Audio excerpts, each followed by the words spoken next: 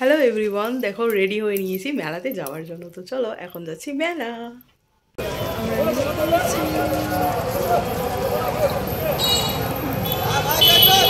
চলে এসেছে অপচনশীল অর্থাৎ প্লাস্টিক জাতীয়। হ্যালো এভরিওয়ান, দেখো মেলার ভিতরে কিন্তু আমরা এন্ট্রি নিয়ে নিয়েছি।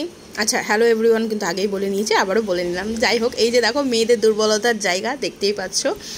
আর মেলাটা কিন্তু অনেক বড় একটা জায়গায় হয়, মানে চিল্কির হাটে এটার মেলা আর কি।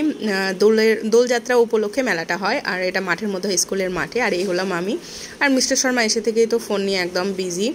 আর এই যে দেখো, এটা হচ্ছে মূল ঠাকুর, মানে আর কি মূর্তি ওঠে এটা আর কি। যাই হোক, তো এইখানে সকলে মিলে কিন্তু বাতাসা দেয় আর হচ্ছে আবির দেয়। তো আমি আবির নিয়ে গিয়েছিলাম। এই যে দেখো, ঠাকুরকে কিন্তু আমি আবির মাখাচ্ছি একদম গালে, পায়ে, গায়ে। আমি একদম আমার মনের মতো করে ঠাকুরকে আবির মাখিয়েছিলাম। আর আমি মাখানোর পরে দেখছি পেছন দিকে পিউ চলে এসেছে। ও আলাদাভাবে এসেছিলো। যাই হোক, এই যে দেখো পিউ চলে এসেছে। তো এখন আমরা দুজনে মিলে ঠাকুরকে খুব করে একদম আবির মাখাচ্ছিলাম। আমার তো খুব ভালো লাগছিলো, খুব আনন্দ লাগছিলো। এই যে দেখো, ঠাকুরের গায়েও মাখিয়ে দিচ্ছিলাম, একটু পায়েও দিয়ে দিয়েছি আগেই। তো চলো এখন এখান থেকে বেরোনো যাক। এখান থেকে বেরিয়ে চলে যাব। এই যে দেখো, এখানে যেখানে ভিড় হয়ে আছে, এইখানে একটা কি বলবো মঞ্চ মতো করা আছে। এইখানে কিন্তু অনেকগুলো ঠাকুর আসে বিভিন্ন জায়গা থেকে, মানে গোপাল আসে, ছোট ছোট গোপাল, রাধাকৃষ্ণ, এরা সব আসেন। এদেরকে কি করা হয়, এই যে দেখো মানে আবির আর হচ্ছে বাতাসা দেওয়া হয়। তো আমি শুধুমাত্র আবিরই দিয়েছিলাম। আর একটু যেহেতু ভিড় বেশি না, একটু চালিয়ে দিতে হয়। আর বাঁশ দিয়ে ঘেরা আছে, ভেতরে কিন্তু ঢোকা যায় না, দূর থেকেই দিতে হয়।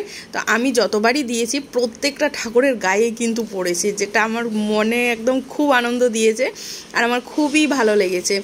যাই হোক, তো দেখো অনেকগুলো কিন্তু এখানে ঠাকুর আছে। এগুলো কোথা থেকে আসে আমি ঠিক জানি না, মনে হয় পুরো কোচবিহার ডিস্ট্রিক্ট থেকে আসে নাকি আশেপাশের কোথা থেকে আসে আমি কিন্তু জানি না। যাই হোক, তো এখানে কিন্তু অনেকগুলোই থাকে, তোমরা দেখতে থাকো আর কাউন্ট করতে থাকো। আমি কিন্তু কাউন্ট করিনি যে কতগুলো আছে।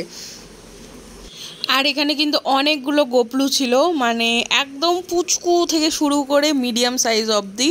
আর রাধাকৃষ্ণও ছিলেন একসঙ্গে। এই যে দেখো, আমাকে এক ঝলক দেখা গেল। আর এই যে দেখো, পুরোটা কিন্তু মানে দেখানো যাচ্ছিল না, মানে খুব একটা ক্লিয়ার ছিল না মূর্তিগুলো, যেহেতু মূর্তিগুলো ওই কি বলবো ঠাকুরের মন্দিরের ভেতরেই রাখা। ওগুলো সমেতই আসে, দেখতেই পাচ্ছ তোমরা, কাঁধে করে মনে হয় নিয়ে আসা হয় ঠাকুরগুলোকে। তো ওই জন্য খুব একটা বোঝা যাচ্ছে না। তো ওইভাবেই ভিড়ের মধ্যে ঠেলে ঠেলে যে কোনো উপায়ে আমরা কিন্তু এই যে আবির দিচ্ছিলাম আর বেরিয়ে যাচ্ছিলাম, মানে লাইন ধরে ধরে আর কি সকলেই দিচ্ছিল। আমি যখন ফার্স্টে গিয়েছিলাম তখন কিন্তু এতটা ভিড় ছিল না, পরে ভিড়টা হয়েছিল। এরপরে দেখো আবির দেওয়ার পর একটু মেলা ঘুরছিলাম। এইখানে দেখো কত কি আছে মেলার মধ্যে, কিন্তু নিইনি সেরকম কিছুই। পিউ এখন বাচ্চা হয়ে গিয়েছে, পিউ এখন এই যে লাইটিংওয়ালা নিবে। পিউ তো ওইদিকে জিনিস নিচ্ছিল আর আমি চলে এসেছি আমার খুব দরকারি একটা জিনিস নেওয়ার জন্য, আর সেটা হলো ভাঁড়। কারণ আমার ভাঁড়টা ভেঙে ফেলেছিলাম, কত টাকা আছে গোনার জন্য, ওই টাকাগুলো একদম শেষ হয়ে গিয়েছে। তো নতুন একটা ভাঁড়ের খুব দরকার ছিল। এরপর চলে এসেছি মেন জায়গায় ফুচকা খেতে।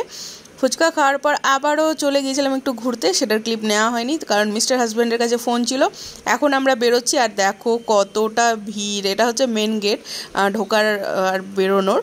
তো এই যে বেরোচ্ছিলাম, দেখতেই পারছো। আর যে ঠাকুরকে প্রণাম করছিলাম আবির দেওয়ার পর, ওই জন্য দেখো কপালে আমার একদম কি বলবো আবির লেগে গেছে, কপালে জামাতে সবকিছুতেই। খাচ্ছি আইসক্রিম, মিস্টার শর্মাকে ধরিয়ে দিয়েছি। ওই দেখাও, হাতটা তোলো তোলো। লাস্টে বাড়ি ফেরার আগে দেখো খেয়ে নিচ্ছিলাম আইসক্রিম। আর চলো এখন বাড়ি যাই, টাটা।